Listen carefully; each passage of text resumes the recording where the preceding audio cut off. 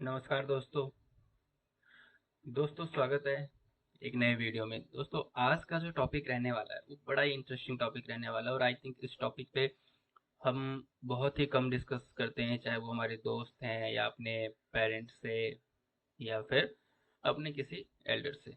तो दोस्तों क्या होता है जब हम पढ़ते हैं तो एक जुनून होता है कि भाई अच्छे नंबर लाने हैं हर क्लास में, और हम नंबर पे नंबर लेते जाते हैं और नेक्स्ट क्लासेस में चले जाते हैं, फिर अपनी स्कूलिंग कंप्लीट कर लेते हैं, फिर अपनी ग्रेजुएशन में आ जाते हैं या पोस्ट ग्रेजुएशन कर लेते हैं, फिर आ जाता है जी, या फिर आप कोई प्रोफेशनल कोर्स सेलेक्ट करते हैं तो वो प्रोफेशनल कोर्स कर लेते हैं। उसके बाद आता है रियल लाइफ की जर्नी जिसमें हमें पैसा कमाना है, क्योंकि कहीं ना कहीं इतने सालों की जो जर्नी है, पेरेंट्स ने जो इतना पेशेंस रखा है, 12 साल 15 साल की स्टडी, फिर आप 20-21 साल के हो जाते हैं, 22 साल के हो जाते हैं, तो एक एक्सपेक्टेशन भी होती है कि चलो ठीक है, इतने मेहनत करके लड़के को पढ़ाया फिर लड़की को पढ़ाया है, तो अब रिजल्ट का टाइम। वो रिजल्ट अभी तक तो पहले जब हम पढ़ रहे होते हैं तो रिजल्ट होता है जी आपके स्कोर कार्ड या मार्क्स शीट बोल सकते हैं, लेकिन रियल लाइफ में जब रिजल्ट की बात होती है तो वो होती है आपकी सैलरी, आपकी अर्निंग, या आप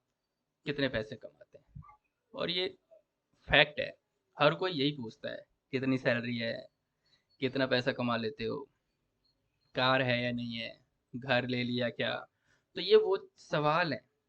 फिर जब ये सारे सवाल सुनते सुनते फिर जो हमारे पेरेंट्स हैं वो कंपैरिजन दूसरों से करने लग जाते हैं अपने ही बच्चों के, भाई हाँ ठीक है देखो उसके पास, उसने उसका लड़का कितना कमाता है, तुम कितना कमाते हो, उसने ये कार ले लिया, उसने ये ले लिया, वो ले लिया, जो भी है, बहुत सारी चीजें शुरू हो जाती है। फिर आपके ऊपर आता है स्ट्रेस, फिर आप भी जल्दी से जल्दी वो सब कुछ कर लेना चाहते हो और आपको एक टारगेट पहले से मिलता चला जाता है।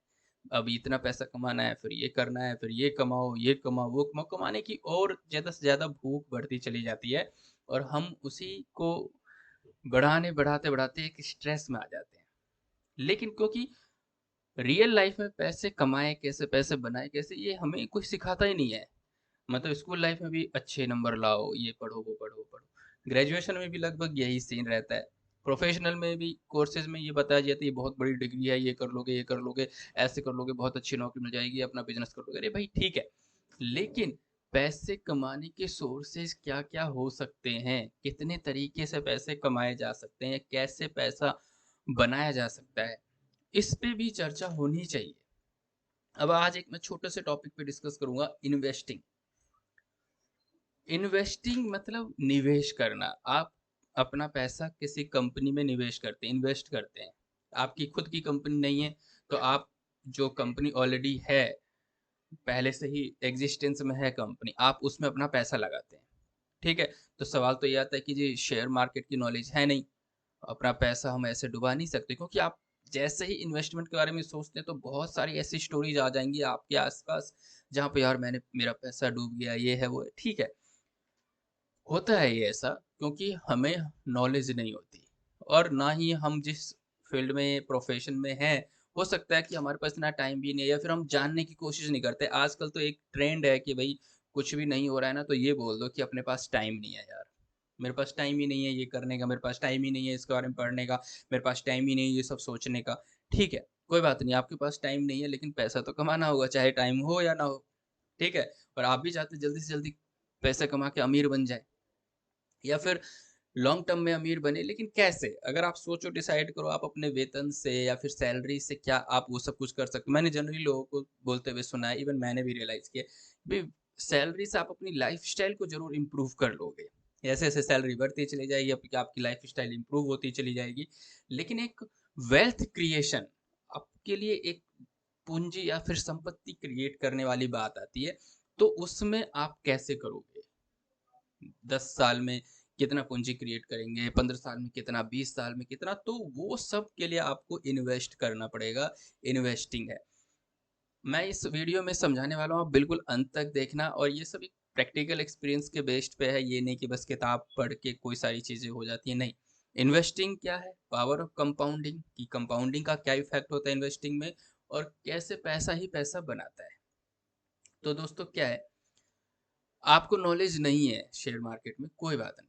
तो आप अपने पैसे किसी ऐसे बंदे को देते हैं, ऐसे कंपनी को देते हैं जो आपके पैसे को इन्वेस्ट करता है। फॉर एग्ज़ाम्पल, जैसे आप LIC की प्रीमियम ले लेते हैं और सालों-सालों तक 10 साल 15 साल तक भरते रहते हैं। अक्सर पेरेंट्स से सुनते हैं कि उन्होंने LIC ले रखी है, अब मैच्योर हो रहा है। वो क्या करते हैं LIC वाले कौन से उनके पास कोई नोट बनाने की मशीन तो है नहीं कि वो आपके पैसे को 20 साल बाद डबल करके दे देगा, नहीं। वो भी तो इन्वेस्ट करते हैं मार्केट में, स्टॉक मार्केट में, ठीक है? तो ऐसी जो भी कंपनीज़ हैं, वो सब आपके पैसे को इन्वेस्ट ही तो करते हैं। तो आपको एक डायरेक्ट मौका मिल रहा है कि भई चाहे आपके पास ₹500 ही क्यों ना हो, आप ₹500 से इन्वेस्टिंग शुरू कर सकते हैं। जैसे कि एक इन्वेस्टिंग का सबसे बेस्ट तरीका है, इवन ये बच्चों के लिए भी है, कि भई आप 500 या 1000 मंथली बचा सकते हैं, सेव कर सकते हैं, तो एसआईपी चूज़ कीजिए। आप अक्सर अगर वो यूज़ करते होंगे फ़ोनपे, पेटीएम या और भी चीज़ें जहाँ पे अब लिखा भी आता है कि भई मिनिमम 500 से एसआईपी शुरू करें। सिस्टमैटिक इन्वेस्टमेंट प्लान, ये एसआईपी क्या है? एसआईपी उन लोगों के लिए है जिनको पैसा निवेश करना नहीं आता। तो ये लोग क्या करते हैं या फिर हम जैसे लोग भी हैं, वो ये क्या करते हैं, चलो जी ₹500 मैं महीने के बचा सकता हूँ। ये ₹500 की एक एसआईपी ले लेते हैं।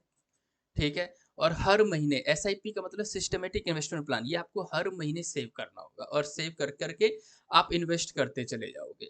और फिर ये एक लंबे टाइम तक 10 साल, 15 साल, 20 साल तक जब आप एक छोटा-सा अमाउंट भी अगर आप इन्वेस्ट करते हो, तो आप ये देखोगे इसका बड़ा इम्पैक्ट होगा कि ये क्या रहने वाला है। बट सवाल ये आता है कि हम एसआईपी करेंगे क्या? तो कहाँ करें? तो आपने एसआईपी बेसिकली एक प्रोसीजर है, सिस्टमैटिक इन्वेस्टमेंट प्लान है। आप एसआईपी को फॉलो करके ये अपने ₹500 किसी ऐसे बैंक को दे रहे हैं, किसी ऐसी कंपनी को दे रहे हैं जो वेल्थ क्रिएशन का काम करती है। एसेट मैनेजमेंट कंपनी बोलते हैं, एएमसी बोलते हैं। इन जनरली इन बैंकों की भी एएमसी कंपनीज़ हैं। वो आपके इस 500 को किसी एक कंपनी में या फिर आप अपनी कैटेगरी चुनते हैं कि भाई इक्विटी में पैसा लगाना है या उसपे मैं और डिटेल में जाऊँगा कि इक्विटी, डेट क्या है, हाइब्रिड क्या है, वो सब मैं आगे की दूसरी वीडियो में बताऊँगा। लेकिन यहाँ बस मैं सिंपल कहता हूँ, आपको कुछ नहीं पता, आपने ₹500 बचा सकते हो। आप सोच लो आप 20 साल के हो। अगर ये 5-500 बचाने की आदत अगर हमारे 5 साल में हो जाती या अगर आप 25 साल के हो, तो अगर 5 साल में हो जाती 5-500 बचाने की आदत या ₹1000 बचाने की आदत, तो आज आपके पास कितना पैसा होता और कंपेयर करना फिर अभी है कितना आपके पास। तो ये एक है एसआईपी कैलकुलेटर, रिटर्न कैलकुलेटर देखते हैं। तो मैं क्या कह रहा हूँ, अगर अभी आप 20 साल के हो और 5 साल से अगर आप 5-500 या ₹1000 जोड़ रहे होते, तो यहाँ पे हम डालते हैं अमाउंट,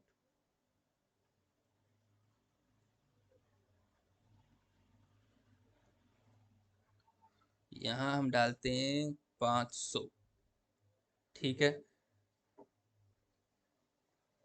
और अभी आप 5 के हो और 15 साल। तो अब देखो एक ₹500 अगर आप अभी तक बचा रहे होते हर महीने, तो अभी ये 2.5 लाख रुपए हो चुके होते। मैं रिटर्न मानता हूँ जैसे कि अभी इन्फ्लेशन है हमारे देश का 8 से 9% और ये जो हमें रिटर्न मिलेगा इस पैसे पे मान के चलते हैं, कुछ तो बेटर मिलता है इन्वेस्टमेंट करने पे। आप झुनझुनवाला जी के बारे में पढ़ना, आपको पता चलेगा 5,000 से उन्होंने शुरुआत की और 45,000 करोड़ की उन्होंने नेट वर्थ बनाई है इन्वेस्टिंग करके, ठीक है? तो 12% की रिटर्न से मैं लेके चलता हूँ 15 साल, मतलब आज आपके पास 2.5 लाख रुपए होते। अब इसी का और दूसरा एग्जांपल देख लो आप, अगर ₹1000 बचा रहे होते, तो 5 लाख रुपए होते महीने के। लेकिन अगर ये रिटर्न कोई अच्छी कंपनी में अगर किसी आपके एसेट मैनेजमेंट कंपनी ने पैसा आपके अकॉर्डिंग लगाया, आपने जैसे उसको बोला तो उसने उसकी सूझबूझ अगर अच्छी रहती है और अगर रिटर्न मेरा बढ़ जाता, तो देखो 17% पे 8 लाख रुपए हो जाते। तो ये छोटा-छोटा अमाउंट है। अब 15 की जगह आप 20 करके देखो, तो सीधे ये 20 लाख मतलब आप ₹1000 आज से भी बचाना शुरू करते हैं। आज से भी ₹1000 बचाना शुरू करते हैं, तो 20 साल बाद एक 20 लाख रुपए होने की पॉसिबिलिटी है, चांसेस हैं। श्योर नहीं है, लेकिन चांसेस हैं। लेकिन अगर अभी आप कुछ कर ही नहीं रहे, तो चांसेस तो ज़ीरो ही है। लेकिन आप पॉसिबिलिटीज़ तो बढ़ाओ, चांसेस तो बढ़ाओ यार किसी चीज़ की होने की।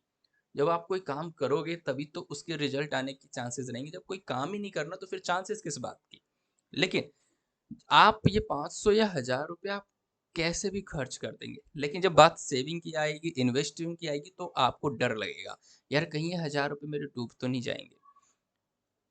जब आप खा के खर्च कर रहे से खाने पीने में जब पैसे खर्च करते हो तो इतने नहीं सोचते, जबकि उसकी कोई पॉसिबिलिटी नहीं है रिटर्न आने की। लेकिन यहाँ पे एक रिटर्न आने की पॉसिबिलिटी है कि अगर आप 1000 रुपये बचाते हो हर महीने, तो 20 साल बाद आपके पास 20 लाख रुपए हो सकते हैं।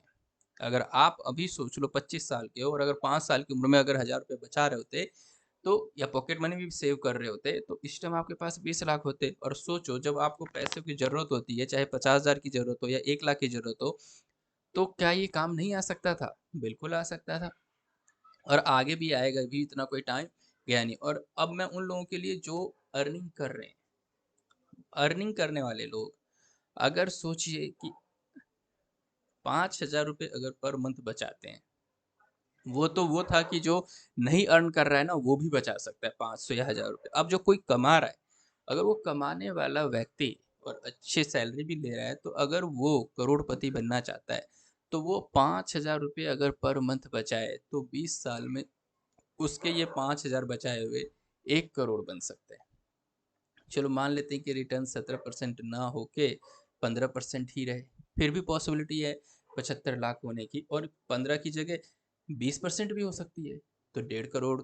ये सब एक इफ कंपाउंडिंग का इफेक्ट है ये।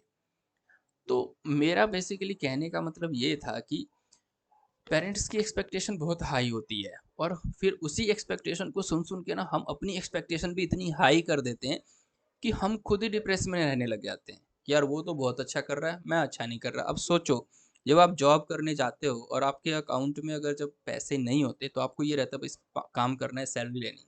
जब आप जॉब की स्टेज में गए और आपके अकाउंट में अगर 10 लाख 15 लाख रुपए हो, तो आपका कॉन्फिडेंस लेवल कितना हाई रहेगा, और आप अपने मनपसंद के जॉब को सर्च करने में अपने लिए टाइम ले सकते हो। ज़्यादातर लोग जॉब कर रहे हैं, लेकिन अपनी मनपसंद की नहीं कर रहे, बट उस चक्कर में आ गए कि भाई नौकरी करनी है, तो अब करते रहेंगे, करते रहेंगे। अब अगर आप आज भी 25 साल के हो मान लो, और अगर आप 45 की एज में रिटायर होना चाहते हो, लेकिन अभी तो जनरली लोग 60-65 साल तक काम करते ही हैं। अगर 45 की एज में रिटायर होना है और अभी 25 से 30 साल में भी हो आप, तो आराम से 20 साल बाद आपके आज के छोटे-छोटे बचाए हुए पैसे आपके रिटायरमेंट में, या फिर आप मान लो 45 में फ्री हो सकते हो, 45 की एज में अपने फ्री हो के पूरे घूमो-फिरो, जो भी आपको करना है, बिज़नेस प्लान कर सकते हो अपना। अब बेसिकली मैं ये कहना चाहता हूँ, मैंने एक किताब पढ़ी थी, उसके हिसाब से उन्होंने बोला था कि भाई अर्निंग के 4 सोर्सेज़ होने चाहिए। जब आप शुरू करते हो तो एम्प्लॉयमेंट से शुरू करते हो, क्योंकि भाई कोई रास्ता ही नहीं है, नौकरी तो करनी पड़ेगी। फिर एम्प्लॉयमेंट से नेक्स्ट स्टेप की तरफ बढ़ना चाहिए, वो है सेल्फ एम्प्लॉयमेंट। खुद के लिए अपना एक ऐसा कोई काम बनाने जिसमें आप खुद को बिजी कर रख सकते हो, अपने लिए काम करना। फिर तीसरा है बिजनेस, और चौथा है इन्वेस्टमेंट। तो हम एम्प्लॉयमेंट पे ही अटक के रह जाते हैं। एम्प्लॉयमेंट के साथ साथ आपको सेल्फ एम्प्लॉयमेंट कुछ ऐसा स्किल डेवलप करना होगा जो आप एम्प्लॉयमेंट के बाद भी कर सकते हो, और वहाँ से भी एक इनकम जनरेट की जा सकती है। बिजनेस के लिए बहुत अच्छा खासा पैसा चाहिए, हो सकता है वो 15 साल या 20 साल बाद की नौकरी से बचाए हुए पैसे, इन्वेस्टमेंट से आने वाले रिटर्न को सारा कंसिडर कर ले तो हम बिजनेस प्लान कर सकते हैं। लेकिन इन्वेस्टमेंट तो हम वेरी फर्स्ट डे से शुरू कर सकते हैं। मतलब ये कि जब भी आपको समझ में आ जाए कि यार हाँ पैसे बचाने चाहिए। अब मैं ये कहता हूँ, दोबारा से यहाँ आता हूँ कि भाई कोई बंदा ये बोलेगा नहीं यार 20% कौन देता है रिटर्न, 10%। मैं मान के चल रहा हूँ यार 10% ही, तो मेरे अगर 12 लाख रुपए बचाए हुए अगर 38 लाख मिल रहे हैं, तो इसमें क्या नुकसान है? ये पावर ऑफ कंपाउंडिंग ही तो है, पावर ऑफ इन्वेस्टमेंट ही तो है। ये बैंक में रहेंगे मेरे 5,000। पहली बात तो जब आपको आदत ही नहीं है इन्वेस्टमेंट करने की, मतलब पैसे बचाने की, तो आप इन्वेस्टमेंट करोगे कैसे? ठीक है, तो आप आज भी अपनी लाइफ को प्लान कर सकते हो, और जैसे जैसे आपकी इनकम बढ़ती चली जाए, आप इसको 5 की जगह 10,000 भी कर सकते हो। अब देखो, कोई व्यक्ति 10,000 करता है और 10% से भी अगर रिटर्न लेते हैं, जबकि पास्ट ट्रेंड रहा है कि ये 15 से 17 के बीच में तो इसका रिटर्न रहता ही रहता है, तो मैं 15% भी लूँ तो बंदा 1.5 करोड़ रुपए 24 लाख बचाए हुए, उसके 24 लाख का जो कॉर्पस अमाउंट रहेगा वो 1 करोड़ 51 लाख होगा। और चलो ये तो अमाउंट फिर भी एक बहुत बड़ा हो गया। मैं तो बस उन लोगों की बात कर रहा हूँ जिनको पैसे बचाने की आदत ही नहीं है, जो 500 रुपये भी बचा के इन्वेस्ट नहीं कर सकते। वो 500 रुपये बचा के 20 साल में 7 लाख, साढ़े 7 लाख रुपए कर सकते हैं। ये एक एग्जाम्पल है।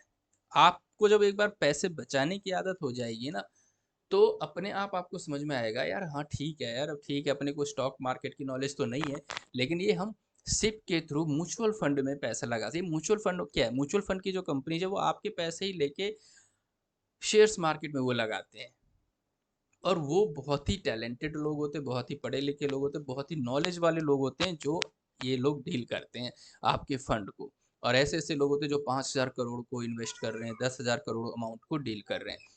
तो ये एक छोटी सी शुरुआत है। मैं ये नहीं कह रहा कि भाई 1 लाख रुपए लगाओ, 50,000, मैं ये कह रहा हूँ आप 500 से शुरू करो। 1 साल भी करके देखोगे ना, तो मैं गारंटी के साथ बोल रहा हूँ आप 500 से ना 1,000 पे बढ़ जाओगे। और वो दिन भी दूर नहीं जब 1,000 से आप 5,000 पे पहुंच जाओगे।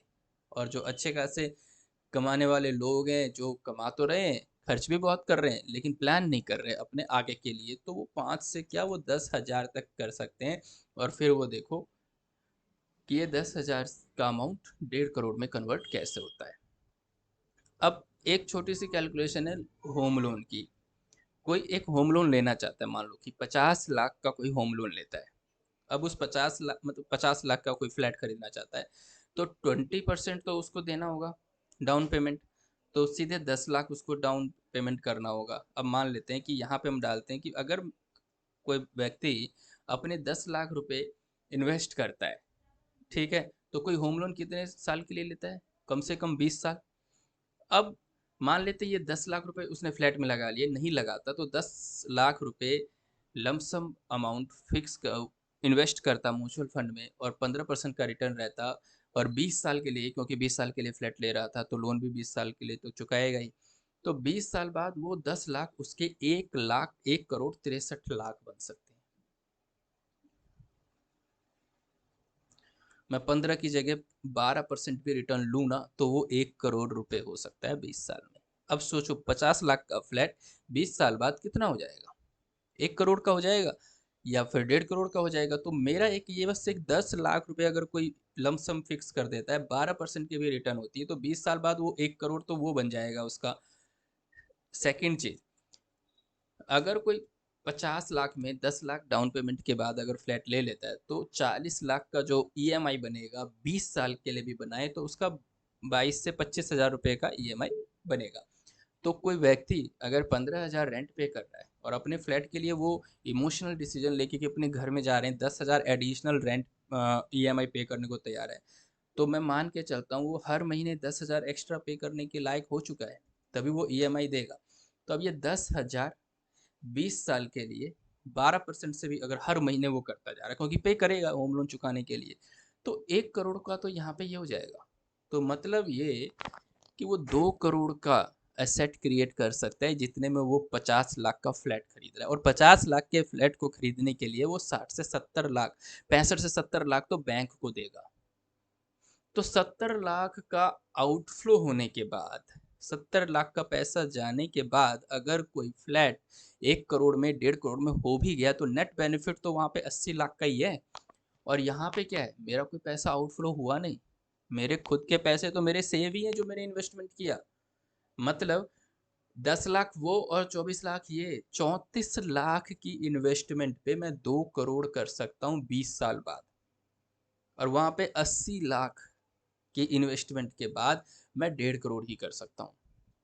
फ्लैट की वैल्यू 1.5 करोड़ होती है, ट्रिपल टाइम हो जाती है 50 करोड़ की। 50 लाख का फ्लैट अगर 1.5 करोड़ में चला हो जाता है तो जब भी कोई लॉन्ग टर्म लोन लेने की सोचे, होम लोन की सोचे, तो पहले ऐसी कैलकुलेशन कर लीजिए। कई बार क्या होता है, हम होम लोन की बात करते हैं तो इमोशनल हो जाते हैं। इंडियंस का सपना होता है एक फ्लैट लेना, अपना घर लेना, क्योंकि भी अपने घर में, लेकिन वो एक फाइनेंशियली क्या सुटेबल है या नहीं। और प्लस अगर ये 10 लाख आपके पास हैं तो आप तो लगा दोगे, लेकिन 10 लाख भी नहीं है तो आप एक पर्सनल लोन लोगे 10 लाख के लिए, उसका ईएमआई चुकाओगे।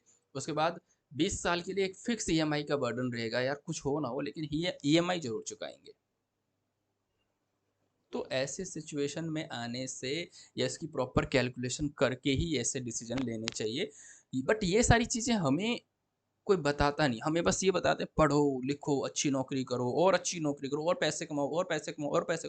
अरे कोई ज़रूरी थोड़ी ना है कि मतलब सिर्फ़ ज़्यादा पैसे कमा के ही हम अपनी लाइफ़ को अच्छे से बिता सकते हैं। हम पैसे बचा के इन्वेस्ट करके भी अपनी लाइफ़ को सुधार सकते हैं। अब देखते हैं कि भई कितने परसेंट लोग इन्वेस्ट करते हैं।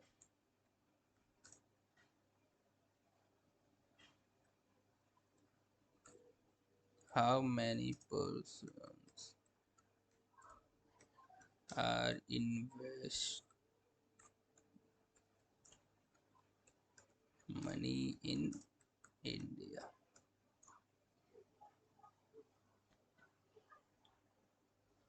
According to data from the National Stock Exchange, there are 1.2 crore active investors in India, a country of 138 crore people. ये अगस्त 2021 का डाटा है। मतलब 138 करोड़ लोग में सिर्फ 1 करोड़ या सवा करोड़ लोग ही इन्वेस्टिंग या इन्वेस्टमेंट करते हैं। और आप भी देखो कि भाई जो बंदा रिच हो रहा है या कोई अमीर बन रहा है, वो कितने परसेंट लोग हैं। ज़्यादातर लोग कंजर्वेटिव नेचर या कंजर्वेटिव थिंकिंग की वजह से, यार मेरा पैसा गोल्ड में ही जाए या मेरा पैसा मेरे अकाउंट में पड़ा रहे, एफडी करा लेंगे जहाँ पे रिटर्न कम है। सेविंग में का 3 या 4% का इंटरेस्ट है, एफडी में कोई 6 या 7% का हो जाएगा, बट इन्वेस्टमेंट करने को कोई तैयार नहीं है। जबकि इन्वेस्टमेंट में हाई पॉसिबिलिटी है आपके रिच बनने की। और ये एक तरीका है, आप शुरुआत कर सकते हो एसआईपी के थ्रू, सिस्टमेटिक इन्वेस्टमेंट प्लान के थ्रू। आप म्यूचुअल फंड में पैसा लगा सकते हैं, 500 रुपये लगाइए, 1000 रुपये लगाइए, और एक बार आप आदत डेवलप कीजिए पैसे बचा के इन्वेस्ट करने की। पहले तो अगर नहीं बचा रहे तो बचाने की आदत डेवलप कीजिए और बचा के उसको इन्वेस्ट करने की। और प्लीज़ मैं एक और वीडियो बनाऊंगा कि कैसे सेलेक्ट करें, किस तरीके से हम डिसीजन लें कि कैसे लंबे टाइम के लिए इन्वेस्टमेंट करें। और इन सब टॉपिक पे ना डिस्कस करना चाहिए। अपने पेरेंट्स को भी उनके इसके बारे में समझाइए, अपने भाइयों को, छोटे भाइयों को भी समझाइए, बड़ा है तो जो नहीं कर रहा, ताकि एटलीस्ट 10 साल बाद, क्योंकि देखो अगर आप 25 साल के हो तो 25 साल की तो ज़िंदगी गई है ना यार। 20 साल 25 साल जीने के बाद ही तो आप यहाँ पे पहुँचे हो। तो ऐसे ही एक दिन आएगा जब 40 साल के भी हो गए, 45 साल के भी हो गए, अब सोचोगे यार ठीक है आज की ज़िंदगी आज ही जी लें, कल की कल देखेंगे। तो वो 45 साल पे भी जब आपका हाथ ब्लैंक रहेगा तो फिर अफसोस होगा, यार ठीक है उस टाइम सोच लिए होते, है ना। अब जैसे मैं एक और दिखाता हूँ। अब मान लो कोई बच्चा 1000 रुपये बचाता है और उसकी उम्र इस टाइम 5 साल है, मान के चलते हैं 5 साल है। वो बच्चा 25 साल में जाएगा, जॉब वॉब करेगा, काम वाम करेगा, और रिटर्न 15% ले लेते हैं। तो जब वो बच्चा नौकरी करने जाएगा या रियल लाइफ में एंटर करेगा, तो जब उसके अकाउंट में उसको पता रहेगा मेरे पास 30 लाख है, या 30 लाख है मेरी इन्वेस्टमेंट की वैल्यू, 15% ज़्यादा ले लिया तो 12 पे ले लो जी, चलो 20 लाख है मेरी इन्वेस्ट, मेरा मतलब वो जब कमाने की पोजीशन में जाएगा तो 20 लाख रुपए रहेंगे उसके अकाउंट में। तो क्या इस 20 लाख की कोई वैल्यू नहीं रहेगी उसके लिए? ये वो पैसे हैं जो उसको कॉन्फिडेंस देंगे हमेशा कि भाई ठीक है कोई बात नहीं, थोड़ा टाइम लग रहा है लेकिन अपनी मन पसंद के ही काम में जाऊंगा, मन पसंद ही जॉब ढूंढूंगा और उसी काम को करूंगा। क्योंकि मैंने जो जॉब में ऐसे लोगों के भी इंटरव्यू लिए हैं जो किसी भी तरीके से बस करियर शुरू करना चाहते हैं, क्योंकि उनकी सिचुएशन ऐसी बन गई है, करना कुछ और चाहते हैं, पढ़ाई किसी और की है, लेकिन काम तो करना ही पड़ेगा बस, कैसे भी करें। तो वो वाली सिचुएशन नहीं रहेगी। और जब ये बच्चा हज़ार-हज़ार बचाने की अगर उसकी आदत रहेगी, तो वो कोई बड़ी बात नहीं जब वो बच्चा इसी अमाउंट को डबल भी कर दे। और जैसे ही वो डबल करता है तो सीधे उसके इन्वेस्टमेंट की वैल्यू भी डबल हो जाएगी। तो ये आदत बच्चों के अंदर भी होनी चाहिए, आपके अंदर भी होनी चाहिए। आपके अंदर नहीं है तो प्लीज़ उसको डेवलप कीजिए। और कोई भी इस पे बात नहीं करता है। कोई ये कहता है ठीक है भाई उसकी लाइफ है, वो पैसे बनाए, अपने को क्या है, वो अपने लिए कमा रहा है, हमारे लिए थोड़ी ना कमा रहा है। संपत्ति अपने लिए बनाएगा, हमारे लिए थोड़ी ना बनाएगा। तो भाई ठीक है, वो आपके लिए नहीं बनाएगा, लेकिन कम से कम आप उसको तो उस लायक बनाओ कि उसको पैसों की जब ज़रूरत हो तो उसको आपकी तरफ देखना ना पड़े। वो खुद ही उस लायक का कैपेबल हो। और ये सब करना इसलिए भी ज़रूरी है ताकि डिपेंडेंसी कम हो आपके ऊपर लोगों की, और वो लोग अपनी लाइफ में इंडिविजुअल लेवल पे भी कुछ कर सकें। तो आई थिंक मैंने कोशिश की है चीज़ों को एक्सप्लेन करने की। और भी वीडियोस बनाऊंगा, उसमें बताऊंगा कि कैसे कैसे किया जा सकता है, कैसे हम इसमें और लगाया जा सकता है, पैसे कैसे लगाते हैं, कितना टाइम लगता है, क्या तरीका है। तो मिलते हैं दोस्तों नेक्स्ट वीडियो में कुछ ऐसे इंटरेस्टिंग टॉपिक के साथ। और अब हम सीखेंगे पैसा कमाएं कैसे, पैसे बचाएं कैसे, पैसे बनाए कैसे। हम उस टॉपिक पे, क्योंकि लगता है चलो जी कॉमर्स की पढ़ाई की है, कम से कम इतना तो फ़ायदा हो, खुद का हो, खुद की फैमिली मेम्बर्स का हो, दोस्तों का हो, या फिर मुझे लोग जानते हैं उनका भी होना चाहिए। तो मिलते हैं नेक्स्ट वीडियो में कुछ ऐसे इंटरेस्टिंग टॉपिक के साथ। तब तक के लिए गुड बाय फ्रेंड्स।